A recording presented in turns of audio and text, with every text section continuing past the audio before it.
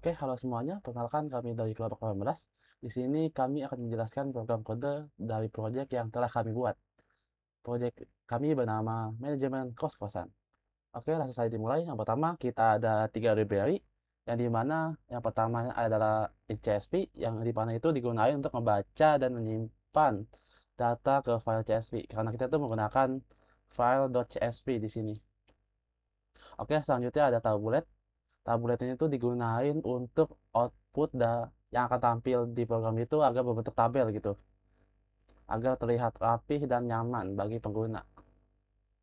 Selanjutnya itu ada import datetime, yang dimana tuh fungsinya buat ngambil tanggal secara otomatis, yang dimana fungsinya itu digunain pada tanggal masuknya penghuni kos pada pertama kali gitu. Jadi bapak kosnya nggak perlu input manual gitu, jadi langsung bakal ada otomatis tanggal pada waktu itu juga langsung. Oke, selanjutnya ada data global. Di sini kita memakai data global tiga data global. Yang pertama itu ada data. Nah, itu dia tuh buat nyimpen data inti datanya itu udah ke file CSV-nya. Kayak mulai dari nomor kamar, nama penghuninya, dan lain-lainnya. Nah, selanjutnya itu history stack. Nah, history stack itu digunain ketika ada fungsi history gitu. Yang dimana tuh nanti akan terisi gitu, history sebelum ada perubahan gitu. Nah, fungsinya itu dia dipakai untuk fitur undo. Oke, untuk data global yang ketiga ini ada log aktivitas. Nah, ini tuh listnya tuh bakal nyimpen list list yang dimana aktivitas-aktivitas perubahan dari data ini masuk gitu ke log aktivitas. Oke, selanjutnya ada file handling. Yang pertama tuh ada fungsi load data gitu. Yang pertama, yang jelas tuh fungsi ini buat nge-load data. Ini ini yang pertama gitu, yang dijalankan program ini. Jadi itu dia ngebaca seluruh data kamar .csv-nya gitu. Yang pertama jelas kita buat list kosong buat nampung data ini ke file CSV dari file CSV-nya. Selanjutnya kita bakal membuka file CSV dengan mode read. Selanjutnya kita membaca isi CSV sebagai dictionary di sini dia. Selanjutnya kita bakal ngelakuin looping untuk setiap baris data di CSV-nya. Nah, di sini juga ada kalau misalnya kamar.csv belum ada tuh kita udah antisipasi. Jadi dia tuh nggak bakal ngeluarin notifikasi error gitu dan langsung kembaliin data. Selanjutnya kita punya fungsi save data, yang jelas tuh ini buat save data gitu. Jadi fungsi ini tuh digunain kalau misalnya ada perubahan pada data kamar.csv, kayak nambah kamar, ubah, update, atau undo gitu. Di sini kita ngebuka file kamar.csv-nya tuh dalam mode write. Selanjutnya tuh kita bakal nentuin gitu nama kolom yang akan dipakai di file .csv. Selanjutnya kita bakal ngebuat writer CSV yang berbasis dictionary. Selanjutnya yang pertama itu kita bakal headernya gitu, kayak nomor rantai harga status. Selanjutnya dia bakal menulis seluruh data list sama ke file CSV. Oke, selanjutnya kita link list. Yang pertama kita buat dulu gitu class node sama single link listnya. Nah, dalam single link list itu kita punya fungsi tambah kamar. Nah, fungsinya itu buat masukin kamar ke link list.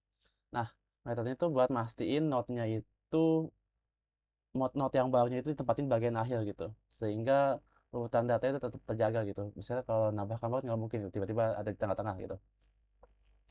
Selanjutnya kita ada fungsi label. Nah, fungsi label itu buat ngebangun ulang link list dari list data.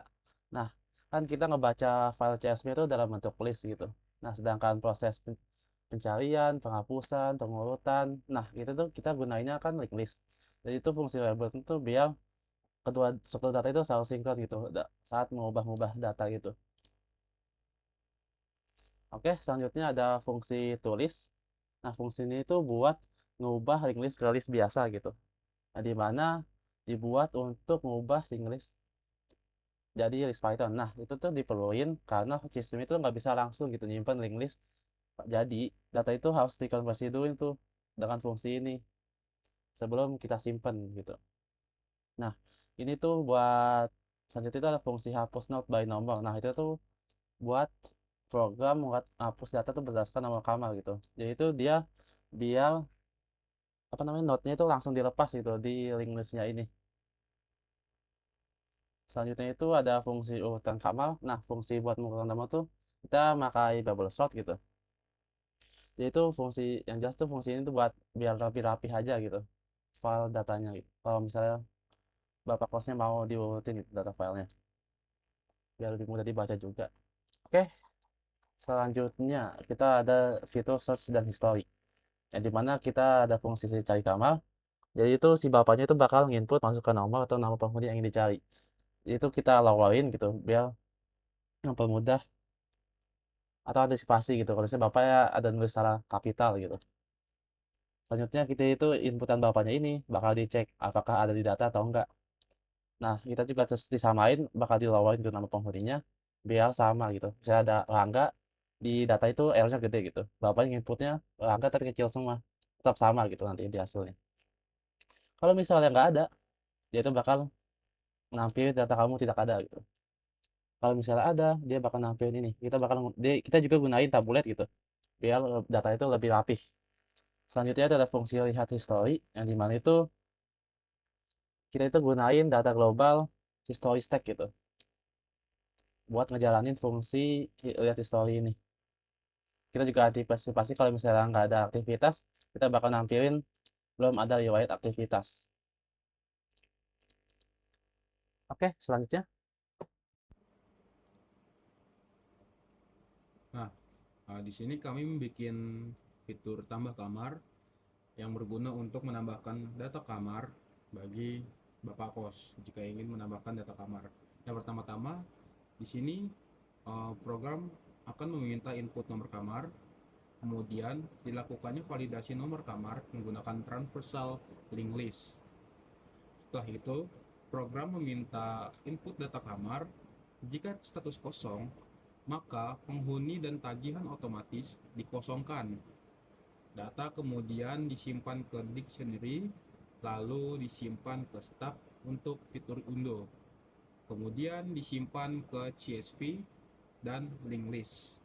Terakhir, program akan menampilkan pesan berhasil. Nah, selanjutnya, pada fungsi lihat kamar, ini digunakan untuk melihat semua data kamar yang ada di dalam program ini. Jadi pertama-tama program mengecek apakah data tersedia atau tidak. Jika tidak, jika data kosong, maka program menampilkan pesan data kosong. Kemudian user diberikan pilihan apakah ingin melihat semua data atau menggunakan filter. Jika memilih filter, user dapat memfilter melihat berdasarkan lantai, harga, atau status kamar.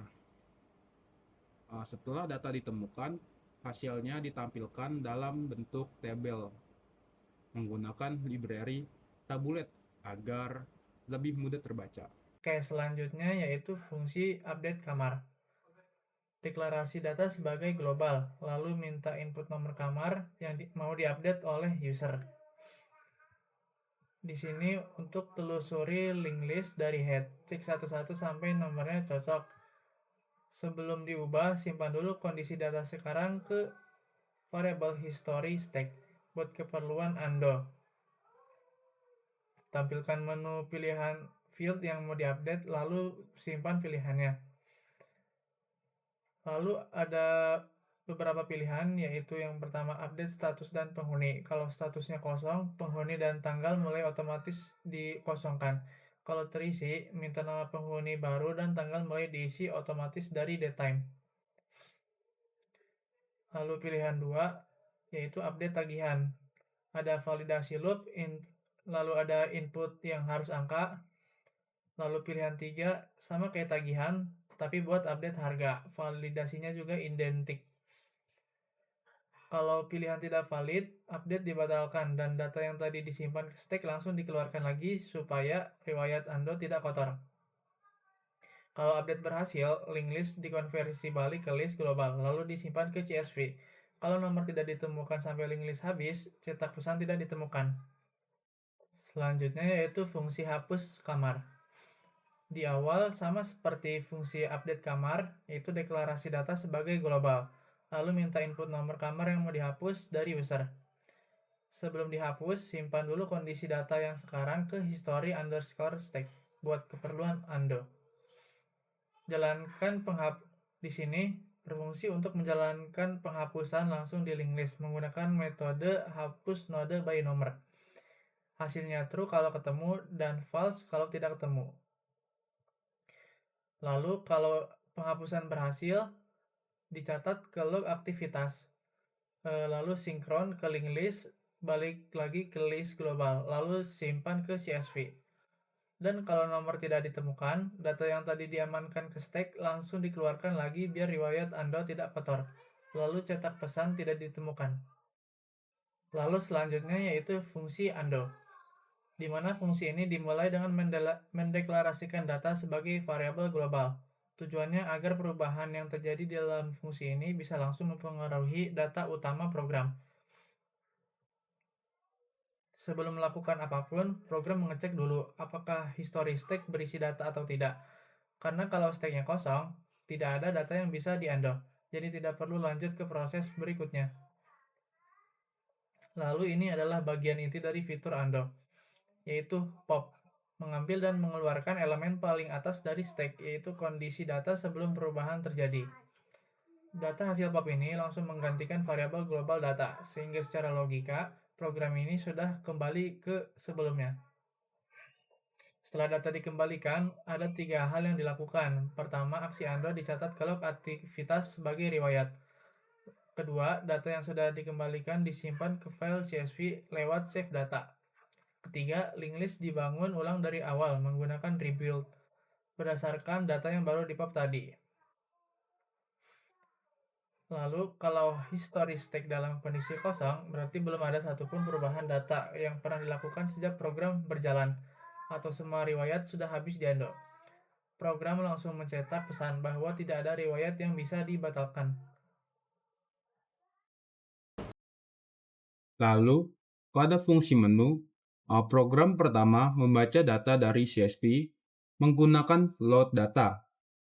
Setelah itu, program membuat objek single linked list dan mengisi linked list dengan data yang sudah dibaca.